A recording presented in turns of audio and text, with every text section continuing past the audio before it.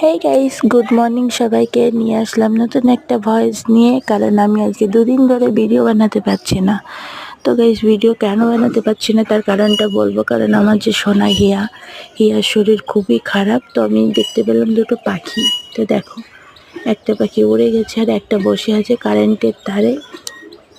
এটাই ভাবছিলাম যে পাখিরা কেন শর্ট খায় না। তো দেখো, এইদিকেও কিছু পাখি ডাকছে। সূর্য মামা উকি উকি মারছে, কিন্তু ভালোভাবে উঠছে না। তো পুজোর সময় মেঘলা ওয়েদার, ভালোও লাগছে না। তো আমার সোনার শরীরটা খুবই খারাপ। সোনা গেছে দোকানে, তাই ভাবছি কখন বাড়ি আসবে।